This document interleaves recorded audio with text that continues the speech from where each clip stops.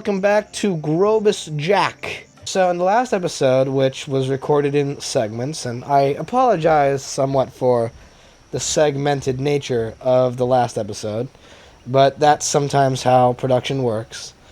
We are now here in the afternoon. We lowered the drawbridge in the last episode, so now as Murray, we need to go get some work taken care of. So we're going to figure out where his mission is. Oh, there it is. And of course, there's a rhino, right? Oh, of course. Great. I always got to face off against people. That's always how it be. Didn't even expect to see you there. Well, at least I cleared the pathway up. Didn't even have to jump on this. But, alright, better get out of here before a sword rhino comes back. Alright. That chopper is a menace to all future aerial operations while on this job. Well, I mean, but like, what do you mean all other operations? You're the only ones here. Who else is operating their aerial choppers? I had a potato gun once. I'll bet it works just the same. Yeah, you know, just, hey, potato guns, classic modern references. You know, if you shot off a potato gun, you shot off a... Okay, what do I gotta do here? I guess just button mash, huh? Alright. Just gotta press every button. Every button must be pressed. Go, go, go, go, go. Ah, there we go. Alright, time to turret away. The left analog stick to aim and hold down the... So, this gives me a little bit of flashbacks to videos which never came out. Did I actually ever get to this point in... No, I don't think I did. Try getting a shot off on that chopper. But it seemed like in the PS2 era, a lot of the sort of platformers liked to give themselves little turret sections. Ratchet & Clank had one, this game had one, I'm certain there were others. I can't think of them right now. They also all had, well, Ratchet & Clank didn't, but this game has a lovely, not at all obnoxious mechanic, which is that the turret can overheat. So instead of just being able to fire off bullets and knock out this chopper, very simply, and no. You see that little red at the bottom there. Gotta be on the lookout for that. If you overheat a gun, then it won't work. You can't fire off anything anymore. Also, by the way, we're definitely hitting the ballroom with our missiles. How are they not getting affected by this? Surely people inside at the party would notice that there is a giant gun battle going off between a helicopter and a turret. If I could just hit these missiles, that'd be very pleasant. Nothing much to comment on here, this level's kinda repetitious, and the overheating mechanic of the turret kinda drags it out.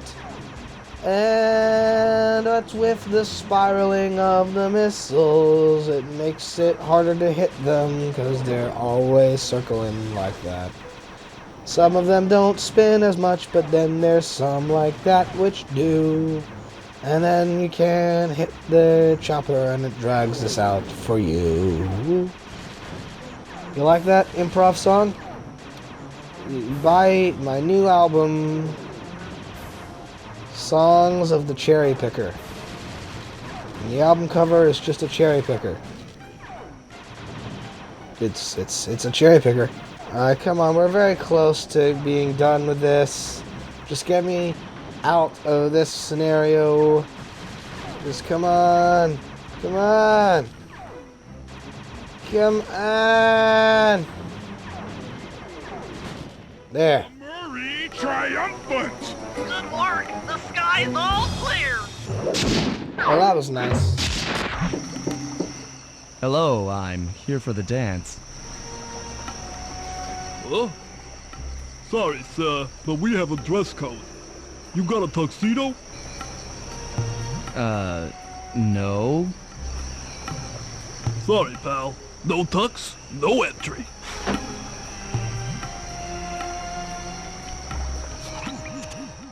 Sorry, Sly. Somehow I totally overlooked the need for formal wear. Also, I have no concept of the idea of going undercover. I thought that you could just walk in with your regular trademark attire to the party swarmed with police officers and also villains that you are going after and that know who you are. And I figured you could just walk in and it would not be any problem. I did not think of having a disguise on the standby. My bad, Sly. My bad. Doom, doom, doom, doom, doom, doom, doom, doom. The rhino's a dumb boy. Doesn't see behind him. I'm in position inside the guest house. Have any intel for me? Well, I'd recommend searching all the rooms. It's statistically probable that each should hold at least one portion of a tuxedo. What do I look for inside the rooms? This isn't an exact science. Ransack the place until you find part of a tuxedo. Any plan which involves ransacking is okay with me. I'm just running on the quick here, Sly. This is called improv planning. It's sometimes I can't be a genius all at once. I got a big sort of overall plan, but I haven't really figured out how to get you into the dance yet, Sly. I gotta figure that out first. Ooh, he's got jewelry. He's got some nice jewelry. I wanna take his jewelry. Please let me. Yeah, silver ring. Oh, crap. This is not what I wanted. Oh, whoa. Okay, bow tie got, but also, like, he disintegrated? Somehow or another, triggering a cutscene made this guy's existence meaningless. You snake boy. You caw. You forced my hand. You blew my cover. How dare you? Is that all that was in here? No? Well, let's just at the very least try to get some money while we can. Okay, so this monkey has some gold on him. Let's just, hope the ram doesn't notice. Yep. Gimme. Silver pen. Exactly what I need. Also, I can't help but notice that the ink button is a jewel. I think that's a bit ostentatious for treasure, but, can't be the judge of all things. Silver ring. Hee. Well, let's take you out first, because I can handle these other two dingoes. Yep. Dude, that's me getting up in the morning. On a winter's day, when I find my gloves, I'm like, yeah, jump and spin. So you'll notice now that there's actually two different bars there. There's a health bar, which is blue, and there's another bar, which is sort of a burgundy, I think that is. It's definitely brown, but it's not like dark brown. It's sort of earthy kind of thing. And that is the special ability bar. And what that does is that it gives you the abilities. All the treasures that we've been nabbing off of these guards here, their little silver pens and all that sort of stuff, you can use that on ThiefNet and buy upgrades. And some of them, like for example, let's equip the smoke bomb. So now I have a button pressed that if I want to use a smoke bomb to try to throw people off, in theory I can do that. Now, mind you, there's really only one of those you need. You don't need the others. Actually, does this rhino? No, he does not. No treasure on him. So just, away with you. Also, by the way. Reference. Remember this? Remember doing this in the last game? I do. You only did it once or twice. And now you really have no reason to do it at all. But it's there. Alright. So here's a scenario. The ram is keeping watch over things. The rhino we need to take out. Stealthily. We don't want to have a face-on-face combat with the rhino. But he has treasure on him. You can see him glowing on their back pocket. So, how can we nab this treasure without alerting the ram and without triggering a fight with the rhino? Let's see if we can pull it off. Yep. Come on, stay, I'm just gonna back off here. Nab it. Yeah, another silver pen. Hey! Smashing all their valuables, the rich need to be taken down a step. Back into the barrel.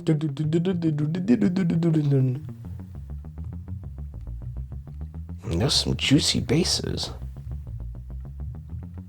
Ooh, right in my ears. This is Rajan's room. Is it? Stay sharp. He's probably got extra security. Ah! Yes, he does. I learned this trick from Solid Snake. I'm just a barrel. You can't attack a barrel. I'm clipping through it real hard. So this is Rajan's room. We're looking for some valuables. I just killed his pet snake. Dance shoes. So I guess Rajan is not much of a dancer. Now that you've got a complete tuxedo, the doorman will let you into the ballroom. Also, it will help disguise you, so that then when you walk into the party full of the people that you're trying to steal from, and also the cops, they don't have a horrible fit at seeing you there at the party. They can actually not immediately go, it's him, get him. You got your tuxedo now, sir? I swear to God, that's probably Bentley's voice actor, because it sounds like Bentley doing a voice. It just... Then come on in. If Bentley was more stuffed up, that would be what his voice would be. So I'm assuming that's the same VA. Your tuxedo disguise is working perfectly. No one will recognize you in that outfit. None of the cardboard cutouts will recognize you. You can dance with Carmelita to keep both her and the crowd distracted. The only problem is she's picky about dance partners, so you'll need to impress her first. All right, I know just the girl for the job. Hey. Oh, no. Constable Neela, you look lovely this evening. I'm sorry. Do I know you? I used to chase after you back in Paris. Paris? Sly Cooper? You aren't by any chance here to turn yourself in?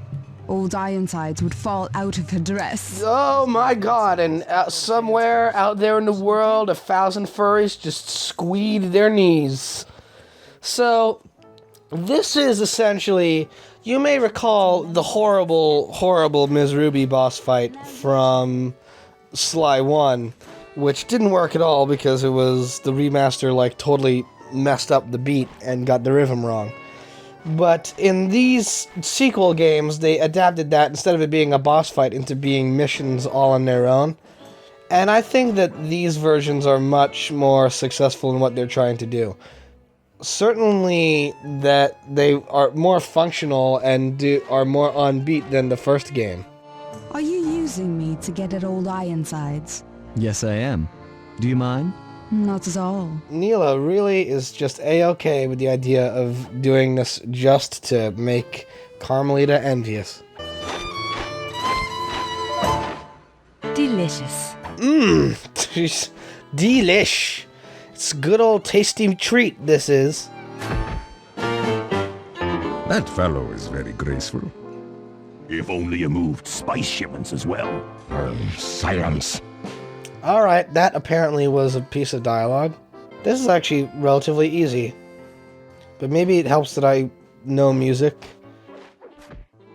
It's just a game of rhythmic Simon Says, really. I mean, so was the first game, but at least this one you have to try to actually remember patterns.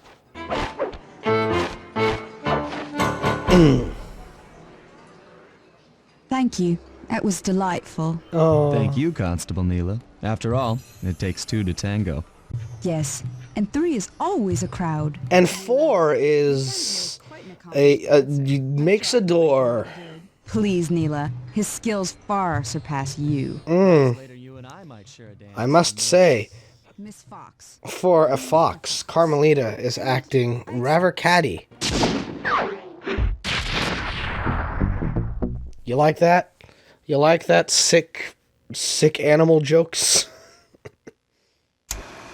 All right, boys, we're ready for the next phase. Oh, I bet. My plan to get at the clockwork wings requires the use of the electric winch above the ballroom. To get control over the device... Oh my God, it's like that is like the scene from episode 2 when they're looking at the Death Star plans. ...the wings off the statue. To make a saw blade that durable, I'll need Sly to steal the gems off the headdresses on Rajan's prize elephants. What? And finally, I'll take to the field with my remote control helicopter and nullify the palace's surface-to-air defenses. That should clear things up for the Heights. And all of this, or at least a good chunk of this, will happen in the next episode. So thank you so much for watching. If you like what you see, be sure to hit the subscribe button and ding the bell to be notified about when new videos come out. Smash that like button and share the video with your friends. On the screen, you'll see more videos that can you can check out if you like what you see. I gotta say that better, figure out how to say that more. And we'll see you all next time. Bye bye.